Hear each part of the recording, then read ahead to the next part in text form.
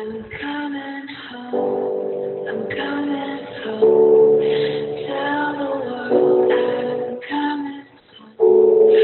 Let the rain wash away all the pain of yesterday. I know my kingdom awaits, and they're forgiven my mistakes. I'm coming home, coming home. Tell the world I'm coming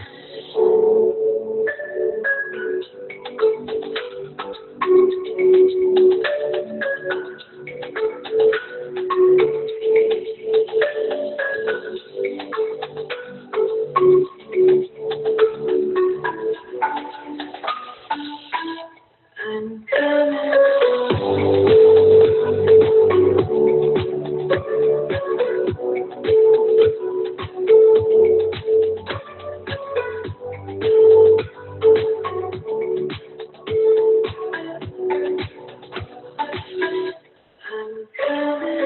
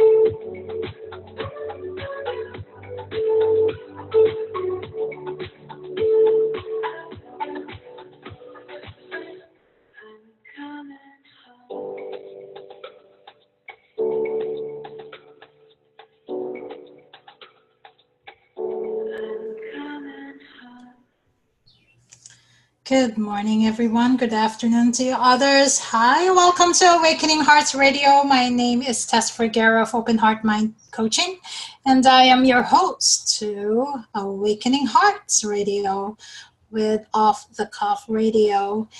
And my intention, as always, is to reveal what might be getting in the way of you reaching your highest potential, because you know what? The whole world is awakening, whether they are aware or not. We all are awakening, and it is terrifying to step into the unknown. And the thing is, the unknown is waiting for you like a blank canvas, so you can actually draw and design and color your life as a unique expression of you that only you can. So welcome, welcome, welcome to Awakening Heart, because you are meant to shine. I love reading this quote by Anonymous. Anonymous says, the reason people awaken is because they have finally stopped agreeing to things that insult their soul. Isn't that true? And yeah, no more of that. No more insults, no more to disempowerment. We are saying no more to living life unconscious. What is it that they say about silent despair or something like that? Yeah, no more of that. No more living life half dead, right? We are taking back all our power and consciously and deliberately creating the life we are meant to live, we are meant to enjoy, and we are meant to do.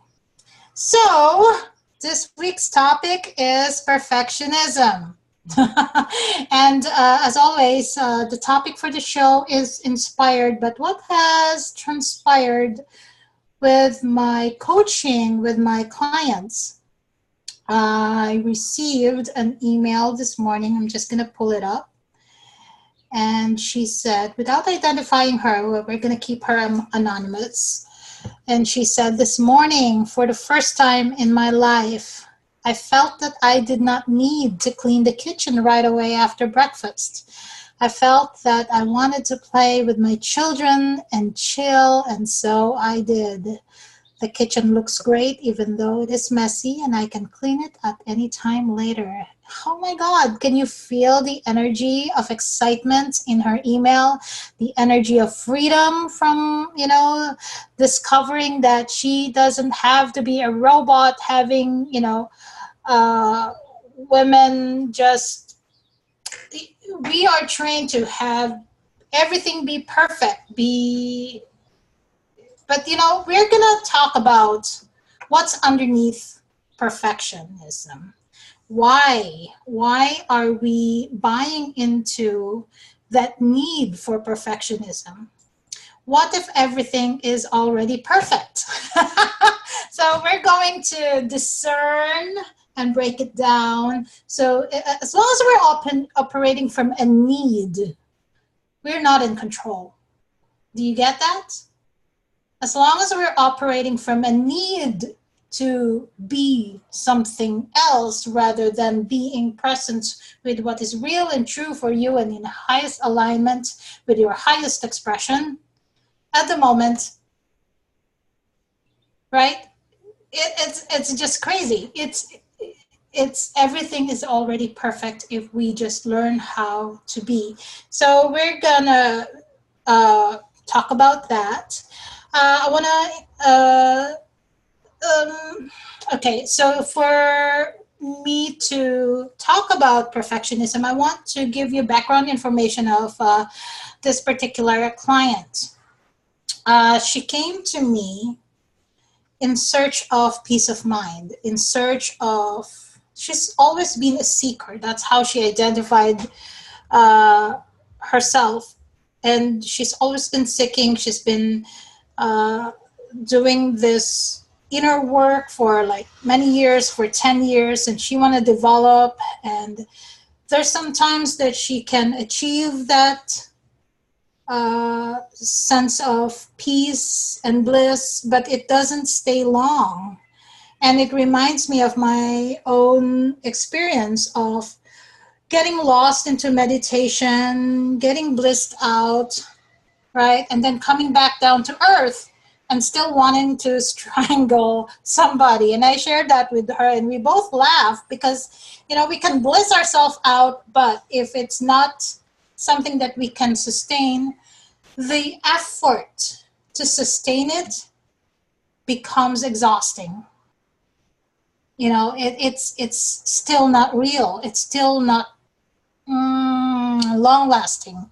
It's still a band-aid, right? And so that was my journey. I first got into spirituality, blessed myself out, and still, when I'm not in meditation, there's still the argument inside my head, and there was no peace at all.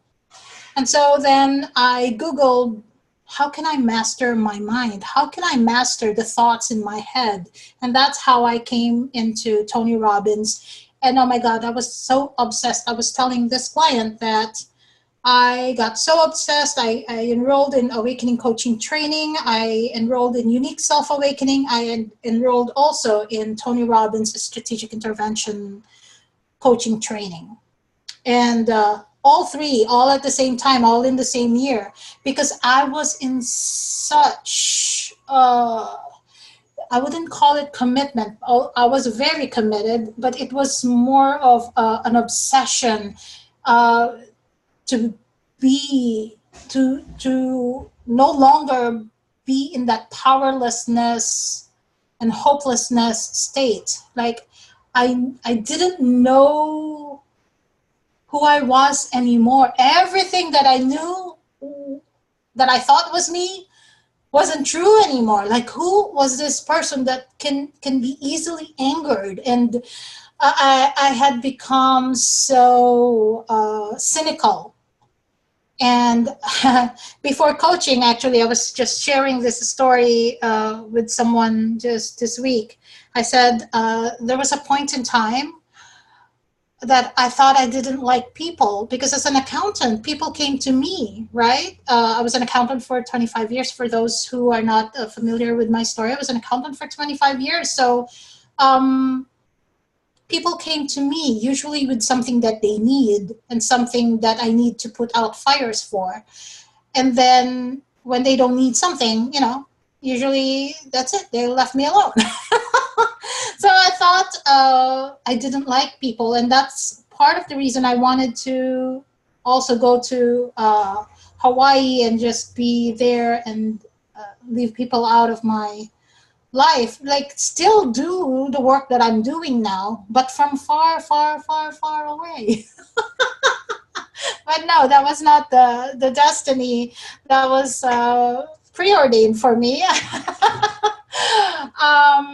So what I'm saying is there's sometimes oh yeah, I had to get a job at Target to just test if I really would enjoy uh, being with people, serving people, because coaching is very much people oriented. It's service oriented.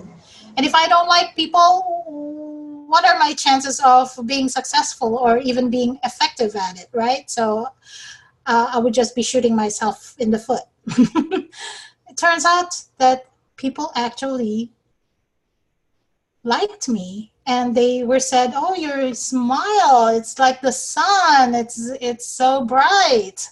And it started warming up to people again and getting curious about people. And then I did this assessment test that says I'm a people magnet. I'm like, what? Who are you talking about? Me, a people magnet? Yes, you're an influencer. Oh my God, like something I never saw in myself. Because why? Because we all have filters. So I'm going to go back to my client now. Um, when we all have filters growing up, we all have some sort of distortion that we believed was true. My core belief was uh, I am alone. And that's why, with everything that I said, that all, uh, it's all foundational to that, right? That I am alone. Everything that I did, everything, how I behaved, how I thought, it was all feeding into the belief of I am alone. And this client of mine, and we're going to tie it into perfectionism, her core false belief is there's something wrong with her. She, okay, consciously, she didn't think that she was thinking this until we pried deeper, right? But her languaging, she has small kids, and every time they would misbehave, her question was, what is wrong with them, or what is wrong with me? What am I doing wrong that's having them behave unacceptably, you know? Uh, and so her false core belief is something is wrong with me. And when I asked her whose voice is that, she said, well, no one really said it to her verbally or by verb or directly like that. What's wrong with you? But that was her interpretation of her parents' treatment of her. So now, if you can see through that filter of something is wrong with me, that everything in her life she had to patch up and make look perfect so she doesn't have to suffer through that pain of imperfection. So that's why everything has to be perfect. Does that make sense? So she told me on her very first call, she says, I have a great job, I have a great husband, we have a new baby, we have a beautiful home, I have everything. I've been into personal development for a long time. I've been doing The Work by Byron Katie for a long time. And yet, even though I have a perfect life, I feel too rushed, I feel too stressed, I feel too exhausted, and I can't handle it. Or no, she said, I can handle it, but I don't enjoy it until her kids are asleep or until her husband is asleep. And what she really wanted most was peace of mind and to be just present in the moment. But how can you be present in the moment when everything around you has to be perfect?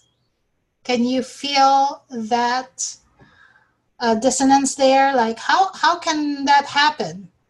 How can everything be, how can she be present? The very meaning of being present is the acceptance or being in the moment.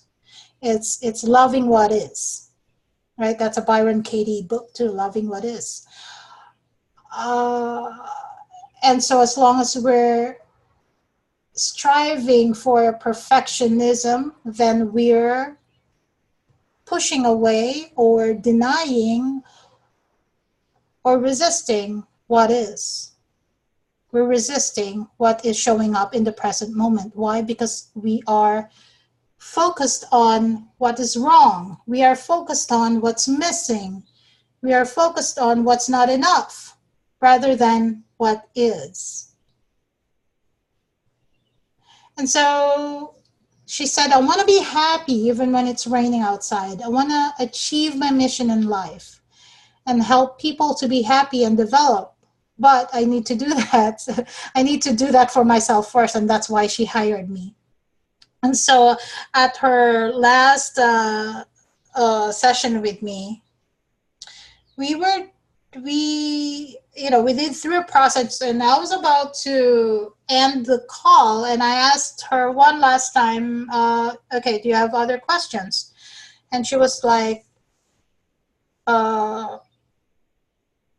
not really complaining, but she was like, I got so exhausted in the morning after breakfast that I know I need to be with my kids. I know I need to do this and that, but I can't start my day. And if I look at the messy kitchen and it's not perfect, I get so frustrated. And we just did an activation. We did a very powerful meditation. It brought her connected to a deeper part of herself that is true, that is real, not from the distorted view of there's something wrong with me, but the truth, her higher truth of pure light. So I asked her a question. As pure light, and feel that in your body, as pure light, is there a need to be perfect anymore?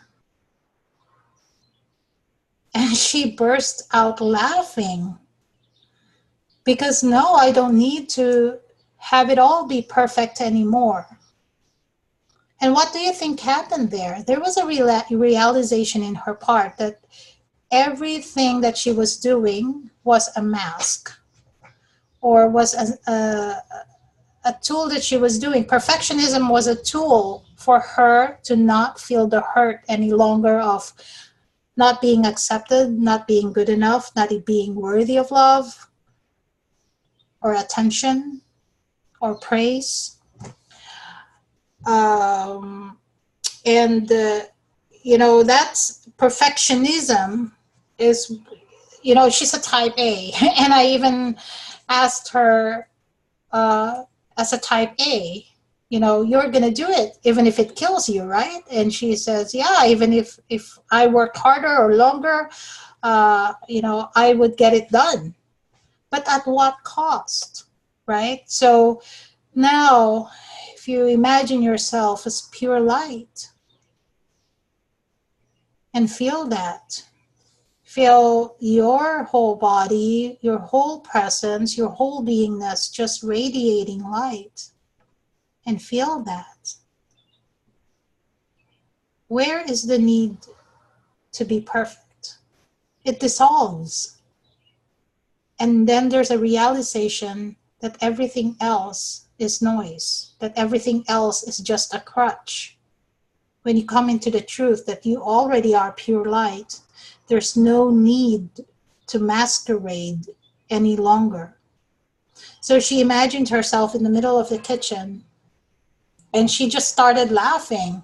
And she said in that meditation, she was still happy even though she was surrounded by unwashed dishes. And her email to me, today, this morning, was just so amazing that it was so quick for her to realize that she doesn't need to be driven to be perfect because everything is already perfect. Do you see the distinction? I'd love to answer questions. If you have questions, you can always email me at tess@openheartmindcoaching.com. Because if you're looking at what's wrong or what's right or what's missing, there's always something that you're proving is wrong, is right. There's always it's justifying the underlying fear. So I asked her, what is the fear underneath perfectionism? And she said that something was wrong with me, that people will think there's something wrong with me, that I cannot keep up a clean kitchen. Well, she just had a baby, right? So people will not think that. And if they do, then obviously they're not the right people to hang around with. And so what's happening now is she's opening up to what's really what the present moment is asking her to be, or what she needs to be, what energy other than perfectionism, other than the need to perform, the need to achieve, the need to be successful, the need to make everything looks perfect. What is calling her to be at the moment? And she said peaceful, and she said happy, and she said blissful. And oh my God, when you are those energy, what is there that you cannot achieve? Right? Everything. You can achieve almost anything when you're being happy, when you're no longer striving, you're no longer struggling. Everywhere or whatever it is that you do, there's a step to it, there's a bounce, there's music, there's, and what's happening is you're vibrating a totally different frequency, right? No longer the frequency of fear, no longer the frequency of I'm not good enough, I'm not acceptable, but you're elevating your consciousness, you're elevating your frequency to a whole new, different way of being that is just perfect without needing it to be perfect, right? So that is the presence. That is higher frequency, higher consciousness, whatever you call it. It's your truth. It's your highest expression you're aligning with. And that's what's perfect. And so underneath the fear for her was the hurt of being compared to her younger sister, to she said she had some, or she, we all are good at something and not quite so good at others, but that doesn't mean, our life is messed up, or that we're fundamentally broken, or there's something fundamentally wrong with us. That's not true. It's just that it's not the skill set that we chose or that we have focused on. We're gifted with several things other than what it is. But what we tend to do is we focus on what we are not good at. And so that's what happened with her. She was not good at math and she couldn't do all her homework. And so in her mind, she developed the belief, or she bought into a belief, that she was not good enough and that there was something wrong with her if she couldn't get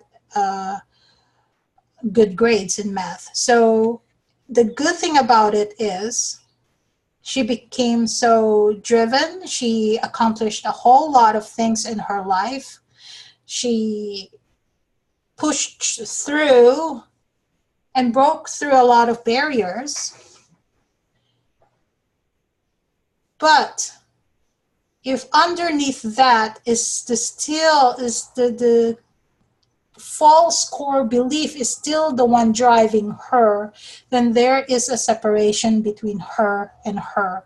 Does that make sense? There's still a wound inside that needed healing.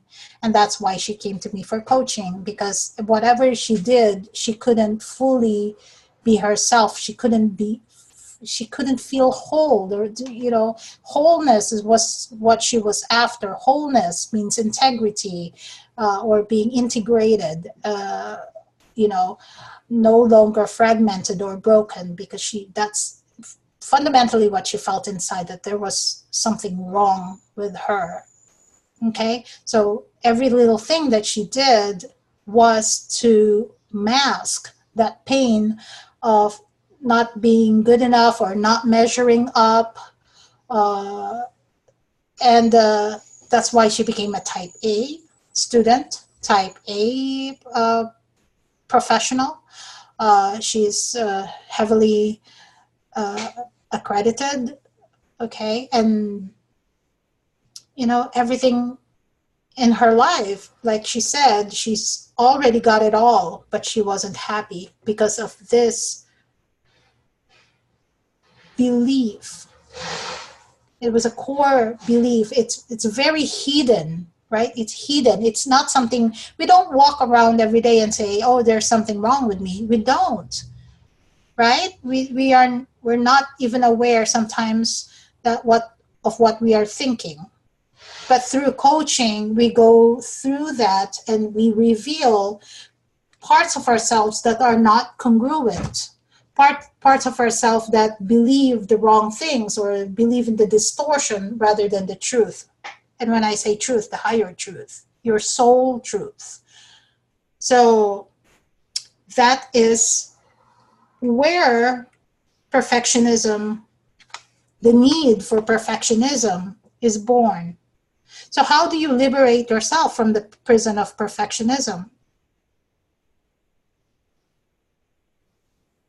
How? I already told you how. Reclaim the light that is you. You have to reclaim all the parts of who you are, so that, in the spiritual world, we're coming up to a break in 2 minutes here, so I'm going to make it quick. In the spiritual world, it's like they've bastardized the ego. Sorry for the word, but that's what came up to me. The ego is made so bad, or the mind, right, is made so wrong. Don't listen to your mind, But again, if we're coming from separation, if we are denying parts of ourselves, then we cannot achieve that wholeness. And when we are fragmented or dissonant or fractured like that, then our light doesn't shine as brightly as it can. It's dim. Okay, so I teach from the principle of no parts left behind. The ego needs to be loved up. The mind needs to be loved up. They don't get to control or run the show, but it doesn't mean we cut away from the ego. When we cut away from the ego, that means we're dead. Okay? Our ego stays with us until our last breath.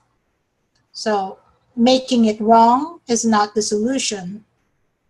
However, loving it up, embracing it back, accepting it brings back the acceptance that we've been looking for.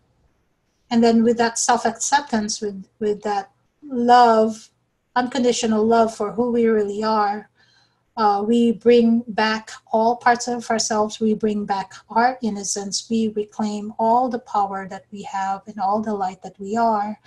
And that dissolves the need for perfectionism. We're gonna come back after a quick break. My name is Tess Vergara. Don't go away.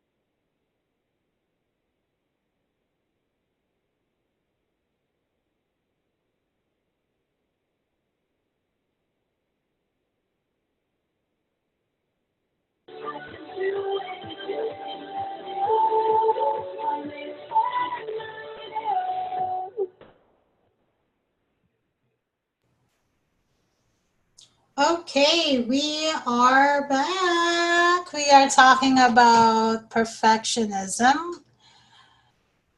And I'm going to share a couple of quotes from my mentors. One is from Jenny Cass. Jenny is my NLP trainer, or one of them anyway. And he said, perfectionism is unhappy people's projection of happiness. I'm going to say that again. Perfectionism is unhappy people's projection of happiness. When I first heard that, I was like, ouch.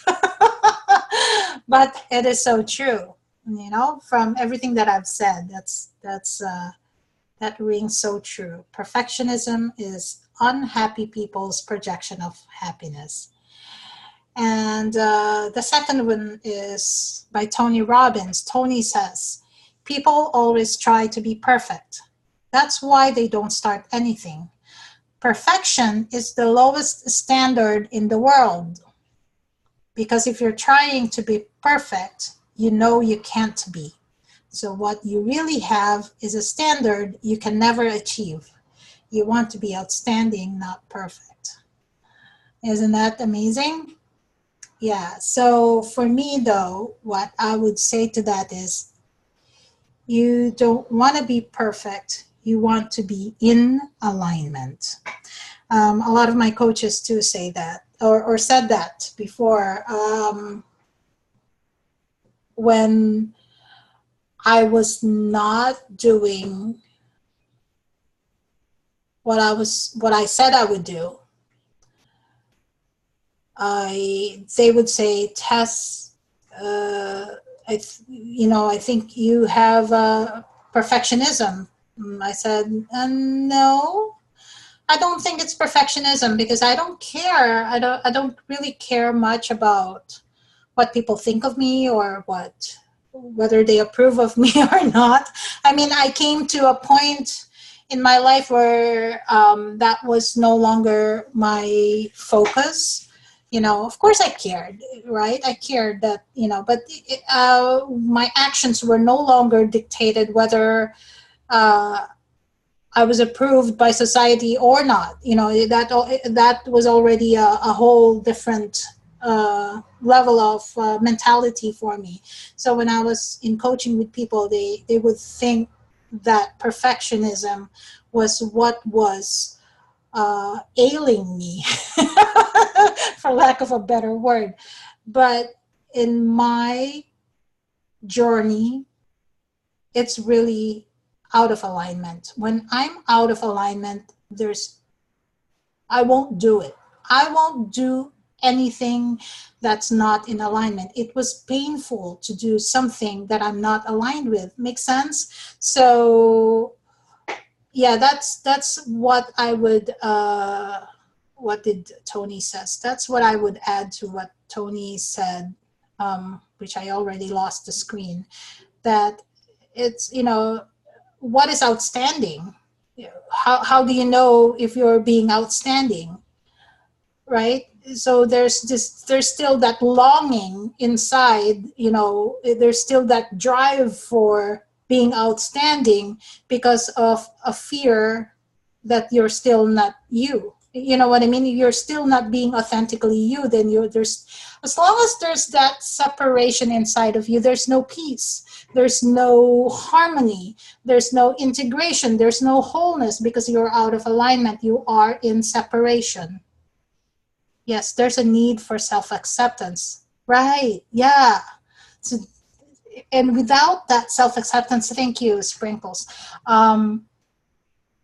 If there's that is missing, that self-acceptance, self-trust, self-approval, self-love, if that is missing, you're constantly searching for perfection outside of you. And you're managing the outside. And how tiring is that, to always look for self-improvement, to always, badger yourself with not good enough. But if you're coming from a place of alignment within yourself already, that's something that no one can take that away from you. You are standing strong in your power. You are standing strong, clear in your vision. Things don't need to be perfect anymore, because you are living in perfection. Okay? So what's the root of perfectionism? So I pulled up a great article written by Sharon Martin. I just Googled this. She said, what causes perfectionism? So I'll read it, because I do agree with it, but then also I will give you I've already given you the higher perspective, from the, I shouldn't say higher perspective, but from an awakening perspective. There's no higher or lower, just different levels of dimension that we've allow themselves to access. Okay, we're perfect where we are. Right? It's a cliche, right? There's nothing to change. There's nothing to, everything is perfect where you are. But you can't achieve that perfection if you're functioning from perfectionism. So what did she say about the root of perfectionism? She said it's believing your self-worth is based on your achievements. Again, I would go as far as saying it's believing that there's something fundamentally wrong with you, that you are not enough, that you are not lovable. And because, if you have your achievements, then finally you would gain respect. Then finally you would gain the love that you're longing for, the praise, the acceptance, right? And sense of belonging. So it's not, so it's believing your self-worth is based on your achievements, because we're looking for the achievements as the badge of honor that says, hey, I'm worthy because I have all these achievements. And my client and I have similar experience where I already have the houses, in fact, the husband, the kids, right? Everything I did, I didn't know, because I wanted to be the best mother for them, but I didn't know that my drive was because I didn't feel acceptable deep down inside. And that's why I was alone, because I'd rather be alone than feel the hurt that I was unaccepted by others. So I'm going to go on and read what she said in the article. This is by Sharon Martin. She said, perfectionism is often present when some combination of these factors exist. Rigid, high parental expectations, highly critical, shaming, or abusive parents, excessive praise for your achievements, low self-esteem or feeling inadequate, believing your self-worth is determined by your achievements, which she said in the beginning, black and white thinking, efforts to feel in control, cultural expectations. So I want to hear back from you what resonated among those things. And rigid, high parental expectations. And I'm guilty of that too. When I raised my children, I had a certain expectation of what they can achieve, because I knew their potential and I knew they were slacking off. And so I always told them, I would leave you alone if I didn't know you had it in you. So if I knew then what I know now, I would have done a different approach, right? But then that's exactly what they needed for their path also. So wishing that didn't happen is also taking away from what, there's always something always happens for a positive intent. It's always for our highest good. So wishing it didn't happen that way is, again, a denial of my own evolution, a denial of what I've already done, a denial of what had been happening as a co-creation process. So we're not just here on a singular vibration. We are all affecting each other. So I may say things that you will be upset about, but it's something that will help you, that is always needed for your evolution. And I don't mean you. But if someone triggers you, that means the universe is a feedback loop, right? So if and we're not just in singular reality. We're always, it's a multi-dimensional, and it's multi timelines happening all at the same time. So wishing that that didn't happen means I'm still in denial, or I'm still in rejection, or I'm still in resistance of what is. I hope that makes sense.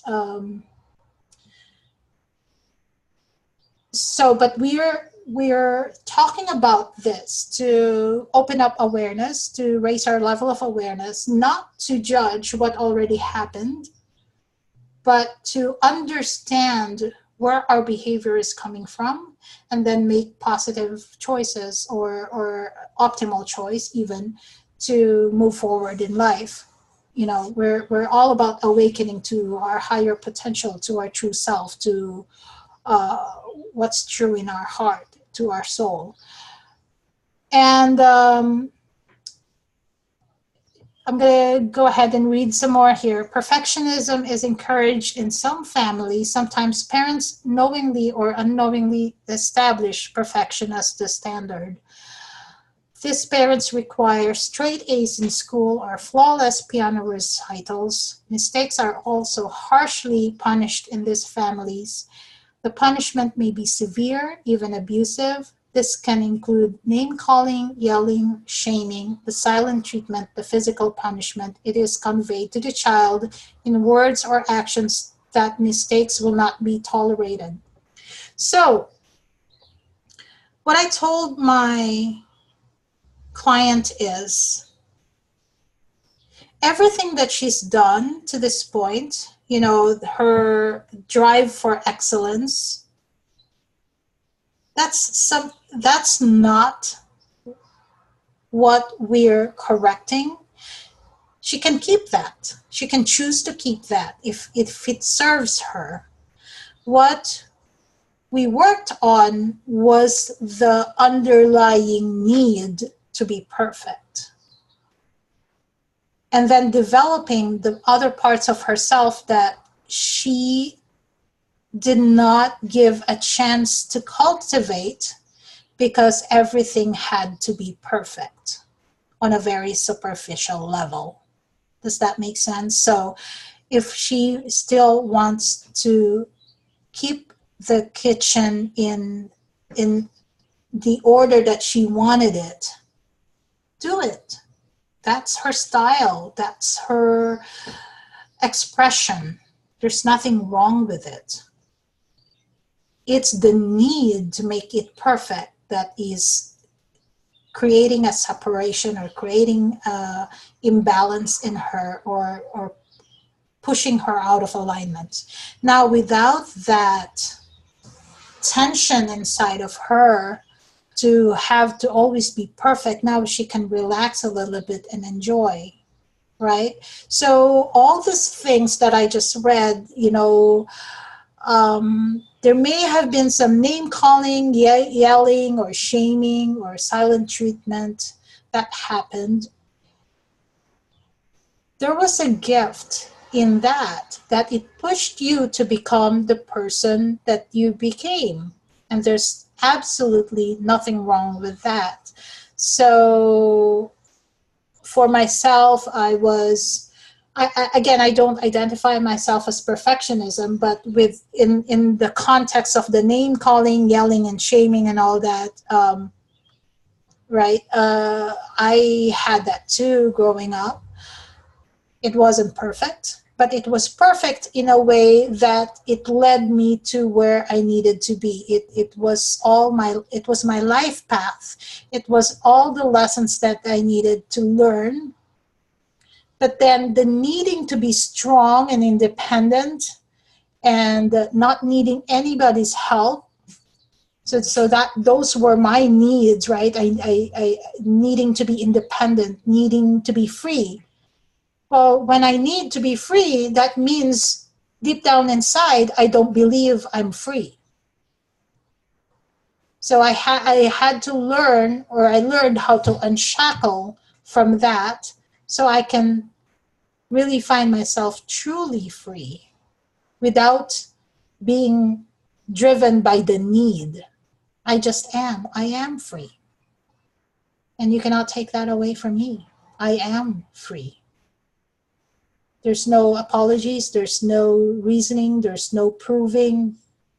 I just am, right? So there were skills because of all the shaming and yelling and punishment. I learned to be resilient. I learned to be resourceful. I learned to fend for myself. I learned to not rely or overly rely on people. I learned to be independent. And now on the other side of that, now I opened up to a whole other things where I now invite people into my life because I'm no longer alone. I never was alone. I was just functioning from the filter of I am alone, right? So now, as long as I was believing that I am alone, which means underneath that is also a belief that I'm unlovable, then I was also blocking out love, right? So it's really when coaching, my style of coaching anyway, is all about mastering the psychology of things so you can awaken to a higher version of you, to the you that you're longing to be.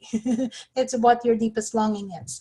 So going back to the perfectionism, and what I told my client is everything you've achieved so far, you already are. Now what? She has a daughter that she said is her Zen master. And I think I mentioned this at last week too. She said, my daughter is my Zen master.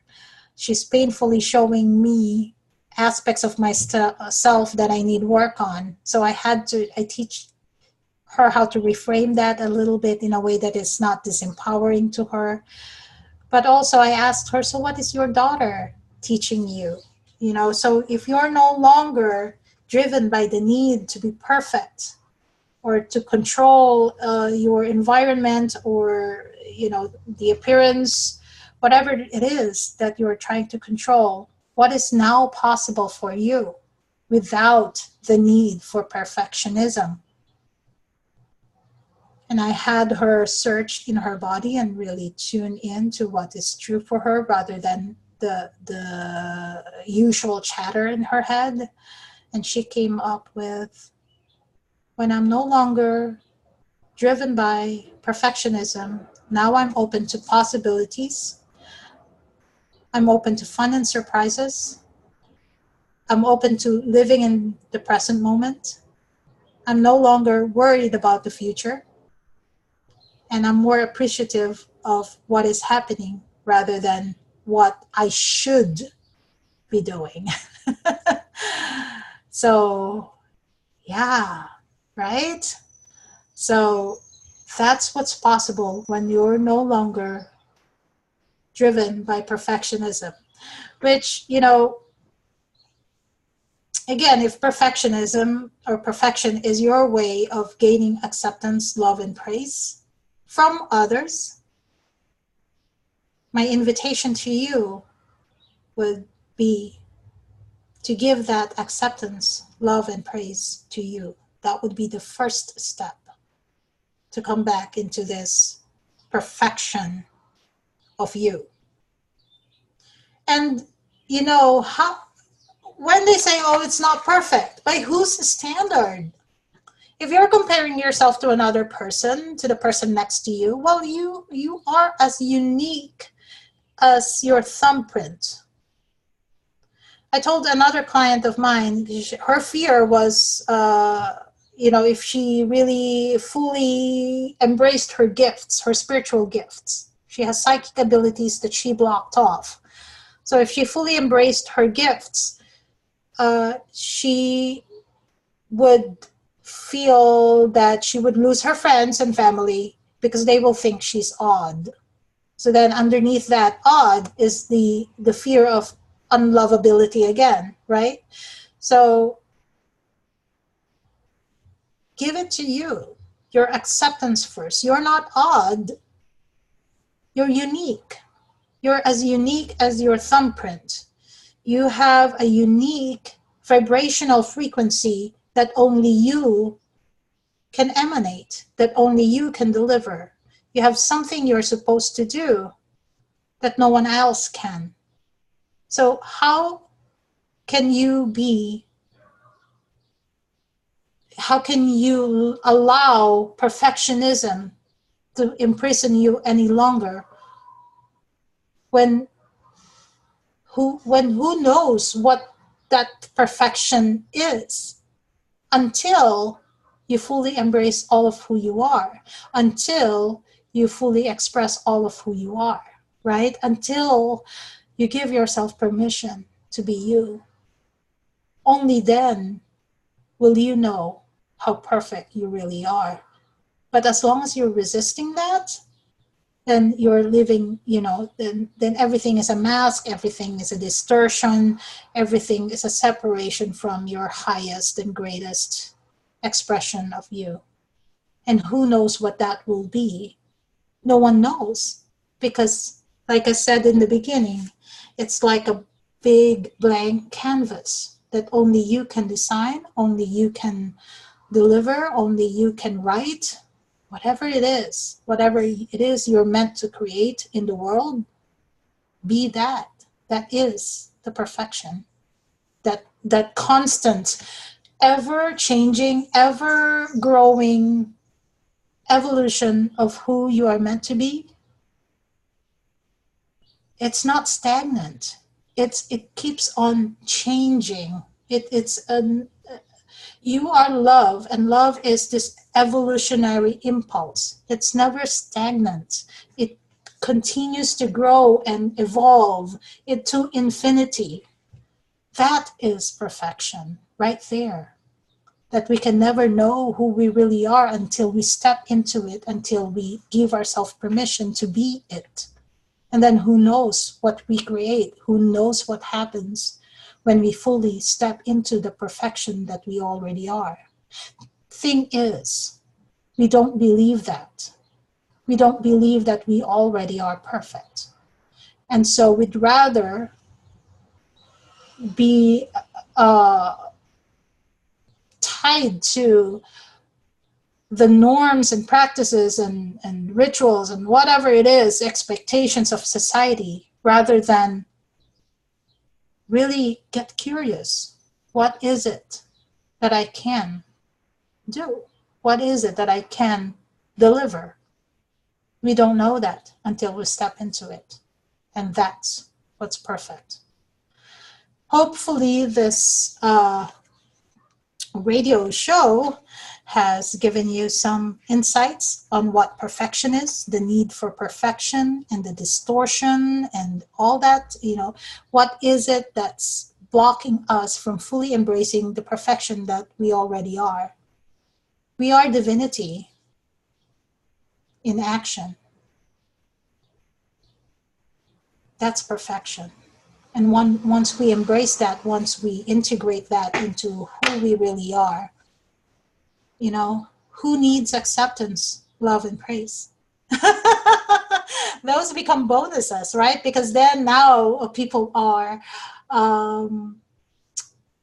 feed again. Everything's a feedback loop, right? Now you will gain feedback on who you are becoming, and then the more you get that feedback, the more you step into it. The more you step into it, the more you get feedback that it's working, that you're on the path, that you're living your purpose. Oh my God, it's never ending. It's infinite. It's constantly unfolding the beauty of you, the divinity that is you. It's so magical and it's so perfect. Yes. Yeah, if you have any questions, do email me at tess at openheartmindcoaching.com. And I want to thank Sprinkles for being with me on the show today. Thank you so much for your presence and your feedback. There's a whole energy that's always evolving here at every radio show because Sprinkles is with me and she's chatting me up and telling me what she thinks of the show on real time, and that helps so much in growing this energy that is the show. So thank you so much, Sprinkles. Thank you, everyone, for joining me here at Awakening Hearts Radio. Come back again next week for another episodes of Awakening Hearts here at Off the Cuff Radio. My name is Tess Vergara. I'll see you all next week. Take care, everyone. Bye-bye.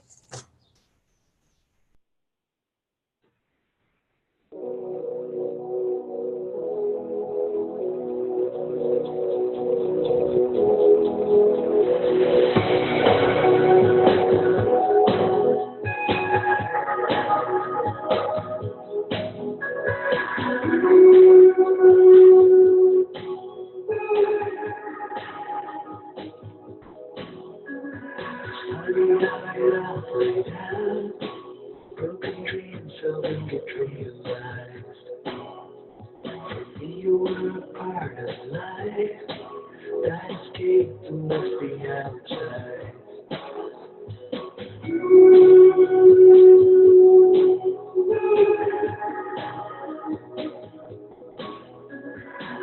could see you with time, how the kid was still a dreadful. Her story wasn't over yet, and no one can tell it's coming back.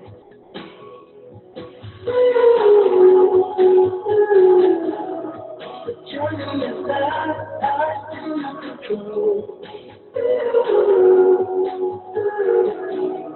The journey is not ours to control. We're glad that it is so. Lucky it is so.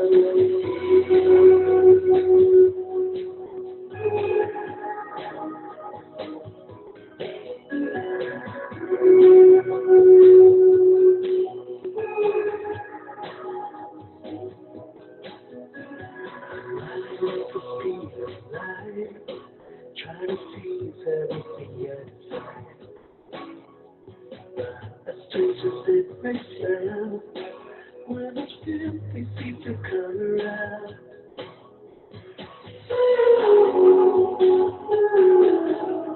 The journey is not ours to control. The journey is not ours to control. The journey is not ours to control. The journey is not ours to control. I'm glad that it is so. Lucky it is so. I'm glad that it is so.